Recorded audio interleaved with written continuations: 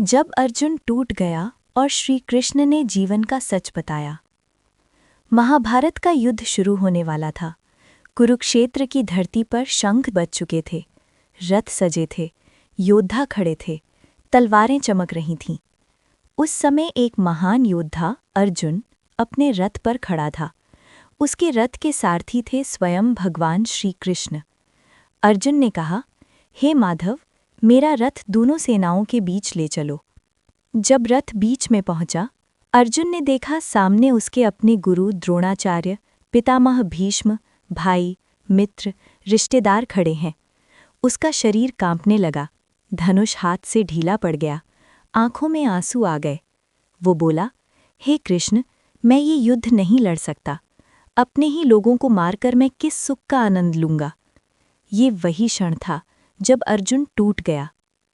यहाँ से शुरू होती है असली गीता। श्री कृष्ण मुस्कुराए। उन्होंने कहा, हे अर्जुन, ये शरीर नश्वर है, आत्मा कभी नहीं मरती।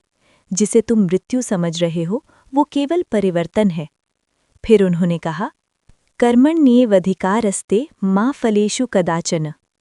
अर्थ, तुम्हारा अधिकार केवल कर्म करने में है, फल पर नहीं। जीवन का पहला बड़ा संदेश। हम भी जीवन में अर्जुन की तरह टूट जाते हैं। जब अपना साथ छोड़ दें, मेहनत का फल न मिले, लोग धोखा दे दें, असफलता सामने खड़ी हो, तब हम कहते हैं, अब मुझसे नहीं होगा। लेकिन गीता कहती है, भागना समाधान नहीं है।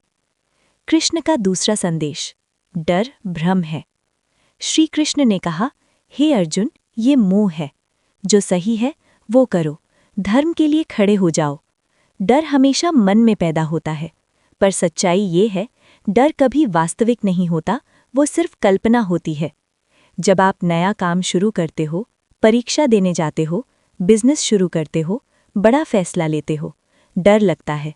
लेकिन गीता कहती है, डर पर विजय ही असली जीत है। तीसरा संदेश, फल की चिंता मत करो। हम आजकल सबसे बड़ी गलती क्या करते हैं? काम करने से पहले सोचते हैं, अगर फेल हो गया तो? लोग क्या कहेंगे? अगर नुकसान हो गया तो? और इसी डर में हम शुरुआत ही नहीं करते। श्री कृष्ण कहते हैं, जो होना है वो होगा, तुम बस अपना श्रेष्ठ कर्म करो। जब आप फल की चिंता छोड़ देते हो, तभी आप 100% शक्ति से काम करते हो। चौथा संदेश, परिस्थिति नहीं, सोच बदलो।